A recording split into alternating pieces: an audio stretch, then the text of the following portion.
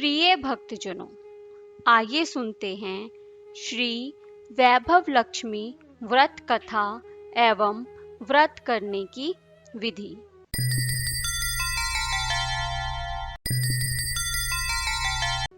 धन के लिए माँ लक्ष्मी की पूजा का विधान है, लेकिन माँ लक्ष्मी के वैभव लक्ष्मी स्वरूप की पूजा का विशेष महत्व माना गया है। यह व्रत शुक्रवार के दिन रखा जाता है। यह व्रत स्त्री ही नहीं बल्कि पुरुष भी रख सकते हैं। इस व्रत को करने से सभी मनोकामनाएं पूर्ण होती हैं, सुख समृद्धि और सौभाग्य में वृद्धि होती है। आइए जानते हैं व्रत करने की विधि एवं व्रत कथा। प्रातःकाल शौच स्नानादि से निवृत्त होकर स्वच्छ वस्त्र धारण करें तथा किसी शुद्ध आसन पर पूर्व दिशा की ओर मुख करके बैठें और व्रत करने का संकल्प करें। उसी दिन संध्या के समय उसी स्थान पर एक चौकी अथवा पीढ़ा या पटड़े पर लाल रंग का कपड़ा बिछाएं। उसके ऊपर ही एक पीतल अथवा कांसे की तशकरी रखें। चौकी के ऊपर ही एक घी का दीपक जलाएं और उसके साथ ही श्री यंत्र की स्थापना करें।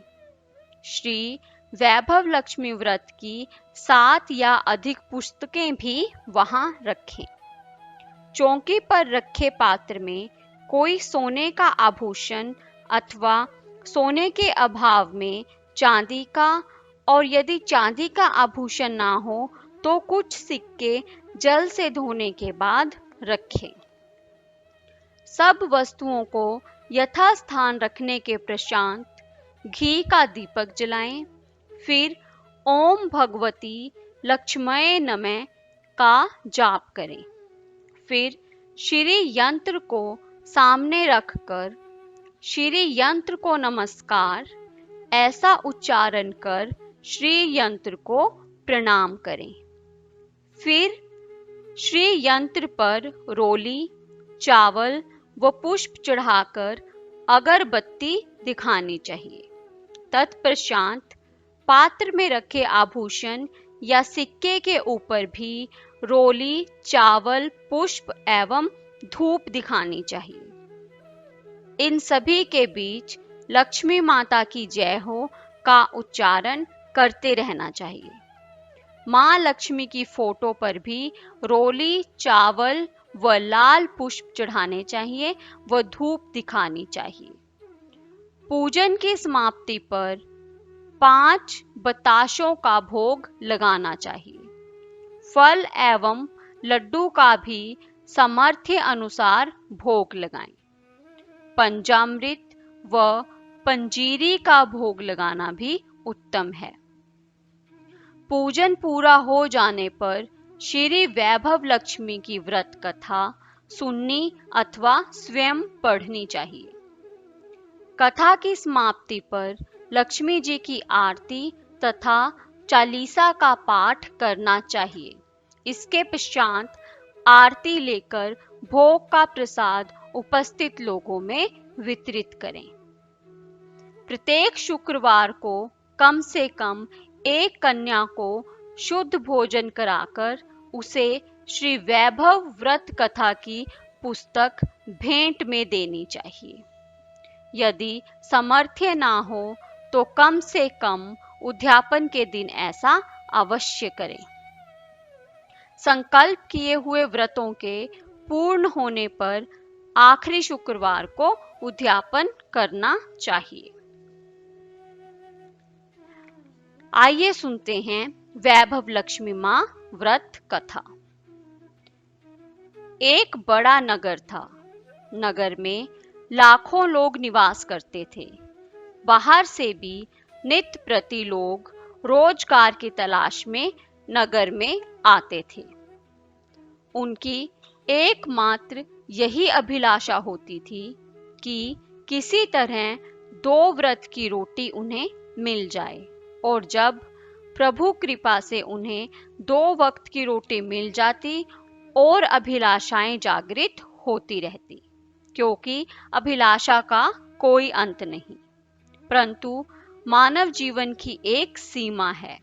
लाखों करोड़ों के फेर में मनुष्य यह भूल जाता है कि यह द्वार उसे मृत्यु के द्वार तक ले जा रहा है। हम काम, क्रोध, लोभ में बंधे होकर उस प्रभु, उस मां को भूल जाते हैं जो इस संसार की जगत जननी है। कली युग में तो ऐसा ही होता है। पाप एवं अधर्म की परछाइयां और गहरा गई हैं। सभी वर्ण अपना अपना धर्म छोड़कर अन्य धर्म अपना रहे हैं। इस बड़े नगर में भी सभी व्यक्ति एक दूसरे की परवाह किए बगैर अपनी अपनी लालसाओं की पूर्ति के लिए जैसे भी धन कमाने में लगे थे। परंतु कहावत है कि निराशा में आशा छिपी होती है। इसी तरह इस नगर में भी सारी बुराइयों के बावजूद कुछ अच्छे लोग भी रहते थे। ऐसे अच्छे लोगों में गीता और उसका पति गोविंद सुख से रहते थे। उनका छोटा सा घर था।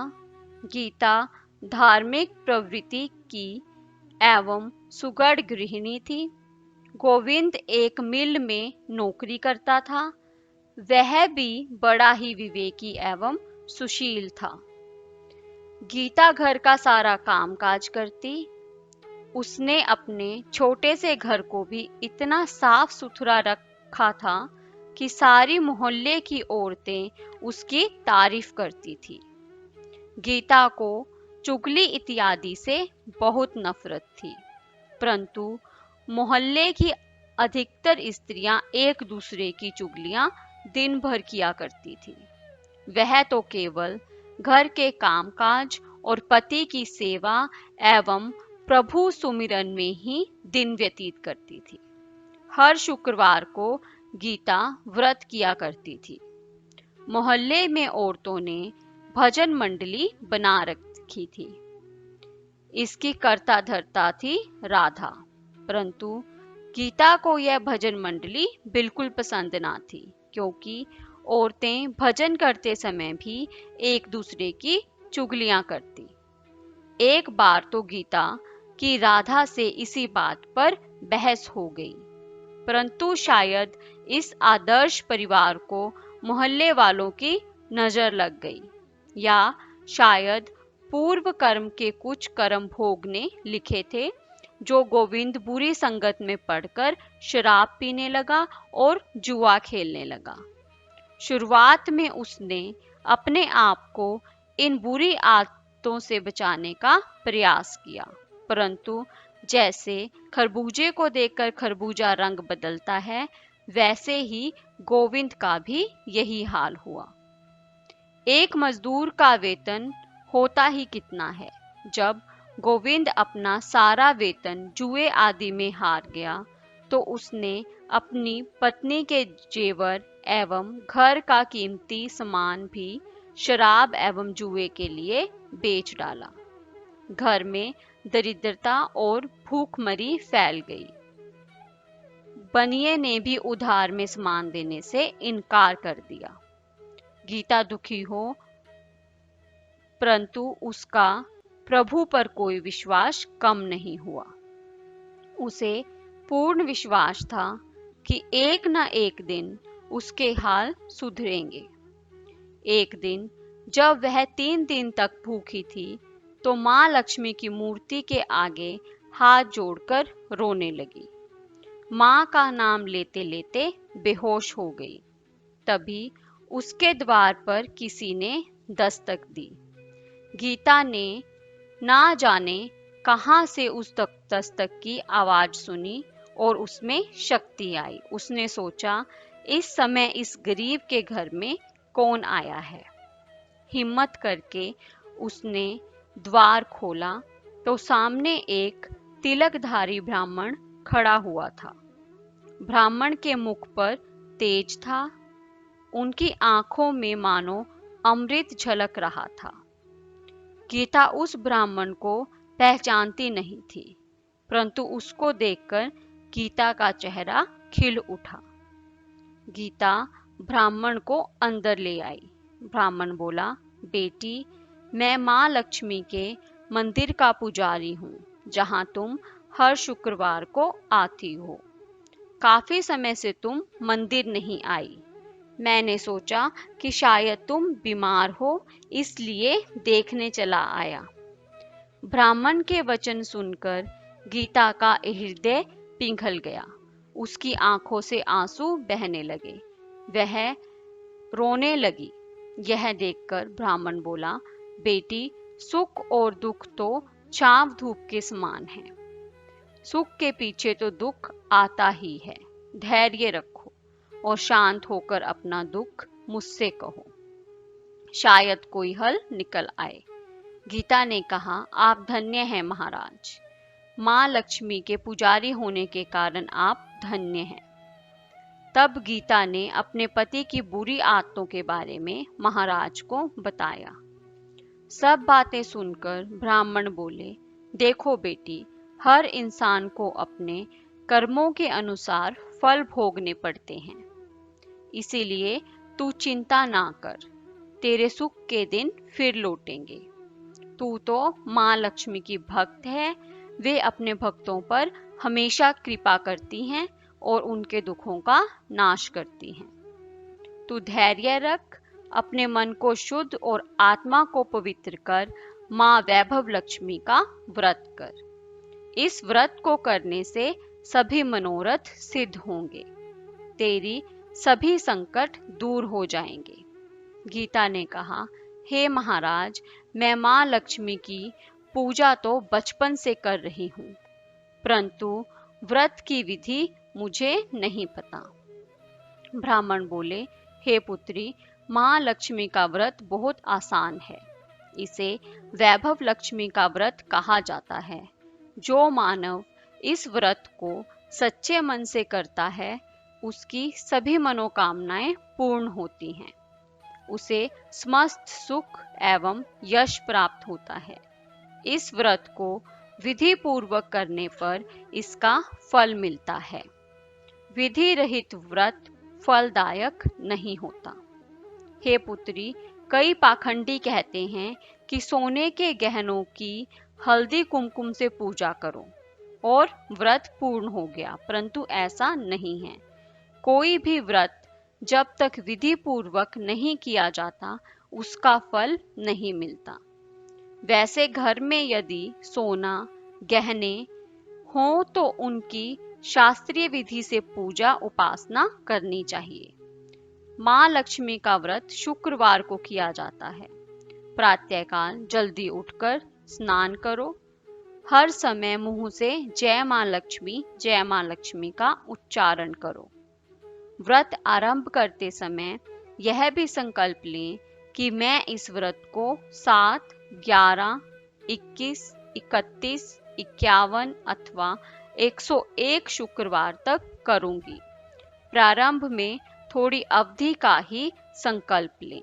यदि इस अवधि में मनोकामना पूर्ण ना हो तो व्रतों की संख्या बढ़ा देनी चाहिए। किसी की चुगली ना करें। सायंकाल पूर्व दिशा की ओर मुख करके आसन पर बैठें और माँ लक्ष्मी की मूर्ति या चित्र उसी स्थान पर रखें। उसके आगे चावलों की छोटी सी ढेरी लगाएं। एक खुली प्लेट में सोने अन्यथा चांदी के जेवर रख कर, यदि चांदी के जेवर ना हो तो कुछ सिक्के रखें। चावल की ढेरी पर एक मिट्टी का अथवा कांसे या तांबे का कलश रखकर कलश पर प्लेट रख दें और उसके पास ही ताम्रपत्र में अंकित श्री यंत्र को स्थापित करें।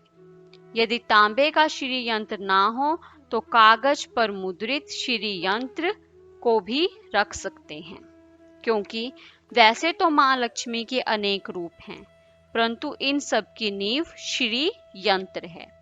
अतः वैभव लक्ष्मी जी का पूजन करते वक्त सर्वप्रथम श्री यंत्र है और लक्ष्मी जी के विविध रूपों का सच्चे मन से दर्शन करें। यंत्र तथा कलश की स्थापना के पश्चात जल, रोली, चंदन, चावल, फूलों से यंत्र, कलश तथा सोने चांदी का पूजन करें। अगरबत्ती जलाकर धूप दें। श्री यंत्र के पास दीपक जलाएं। इसके पश्चात लक्ष्मी सतवन का पाठ करें। बताशे अथवा शक्कर तथा 5 प्रकार के फलों से भोग लगाएं। आटे को घी में भूनकर उसमें चीनी मिलाकर तैयार की गई पंजीरी का भोग लगाएं। पूजन करते समय तथा अंत में माँ लक्ष्मी की इस प्रकार अर्चना करनी चाहिए। हे माँ, हे वैभव लक्ष्मी, तुम्हारे अनेक रूप हैं। आप ही सारे विश्व में सुख प्रदान करने वाली हैं। आप ही विष्णु पत्नी हैं। जहाँ आपका वास हो वहाँ पर कभी दुख नहीं आता। मैं आपका यथाशक्ति भक्ति भाव से पूजन तथा व्रत कर रहा हूँ या कर रही हूँ। अब कृपा करके मेरी मनोकामना पूर्ण करें। मैं आपकी शरण में हूँ, मुझ दीन पर दया करें। माँ, जय माँ लक्ष्मी, जय माँ वैभव लक्ष्मी। अंत में दीपक द्वारा लक्ष्मी जी की आरती करनी चाहिए। इसके पश्चात घी, आटे और चीनी को भूनकर बनाया गया प्रसाद, जिसमें केले भी कटे हों, माँ लक्ष्मी की आरती के प्रसाद के रूप में बांटे। यह व्रत निरंतर 7, 11, 21, 51 या 101 करने का दृढ़ संकल्प माँ के सामने करें। सूर्यास्त होने के पश्चात माँ की उपासना करके प्रसाद वितरण करके आप स्वयं भी प्रसाद करें व भोजन ग्रहण करें। तत्पश्चात माँ के आगे रखे हुए गहने व रुपयों को तिजोरी में रखें। कलश के पानी को तुलसी में डालें व चावल के दानों को पक्षियों को डालें। व्रत रखने वाले भक्त जन को यह जानना जरूरी है कि व्रत कथा का पाठ करें व लोगों को भी कथा सुनाएं। इस प्रकार विधि पूर्वक व्रत करने से व्रत का फल अवश्य प्राप्त होता है। माँ लक्ष्मी उस मनुष्य का कल्याण अवश्य करती है। वह मानव सभी कष्टों से दूर होकर धन एवं संतान लाभ इत्यादि को प्राप्त करता है। स्त्री का सुहाग व कुंवारी लड़की को मन भावन वर मिलता है। जब व्रत संपूर्ण हो जाए अर्थात आखिरी व्रत के दिन शुक्रवार व्रत का शास्त्रीय विधि से उद्यापन करें। ब्राह्मण बोले, बस बेटी, यही हर प्राणी के कल्याण का मार्ग है। तुम भी इस व्रत को करो, जिससे तुम्हारे सभी कष्ट दूर हो जाएंगे। इतना कहकर पुजारी चले गए। गीता का रोम रोम खिल उठा। उसने भी पुजारी जी के कहे अनुसार 21 शुक्रवार का व्रत रखने का संकल्प किया। अगले दिन ही शुक्रवार था। दूसरे दिन गीता सुबह स्नान करके स्वच्छ वस्त्र पहन के श्रद्धा भाव से मन ही मन जय मां लक्ष्मी की रटन लगाए हुए थी। साथ ही उसने व्रत रखा। सारा दिन किसी से चुगली नहीं की। शाम को हाथ पैर धोकर गीता पूर्व दिशा की तरफ मुख करके बैठ गई। इस समय गीता के पास रुपए पैसे कुछ ना थे। बस उसके गले में भारतीय स्त्री के सुहाग का प्रतीक मंगलसूत्र था, जिसमें सोने का एक टुकड़ा था।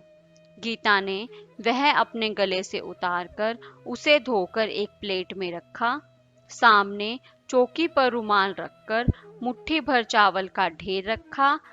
उसके ऊपर वह प्लेट रख दी। फिर ब्राह्मण के कहे अनुसार हाथ जोड़कर लक्ष्मी सतवन का पाठ किया। धूप दीप प्रज्वलित किए। घर में थोड़ी सी शक्कर थी, वह प्रसाद के रूप में रखकर वैभव लक्ष्मी का व्रत किया। पूजन के उपरांत पति के चरण छूकर उसे प्रसाद खिलाया तो उसके पति ने उसे प्यार से गले लगाया और बोला, गीता, तुम तो आज सचमुच की देवी लग रही हो। मैं ही पापियों की संगत में पड़कर पापी हो गया था, परंतु आज मेरी आंखें खुल गई हैं। मुझे आज अपनी भूल का एहसास हो रहा है। इसके पश्चात उसने भी मां लक्ष्मी के सामने दंडवत करते हुए क्षमा मांगी व प्रतिज्ञा की कि आज से कभी भी बुरी वस्तुओं व बुरे लोगों की संगत में नहीं बैठेगा। गीता बोली, मेरे स्वामी, मां लक्ष्मी की कृपा से आप सुधर गए। आज मैं कितनी प्रसन्न हूँ। मां ने तेरा उजड़ा घर फिर बसा दिया।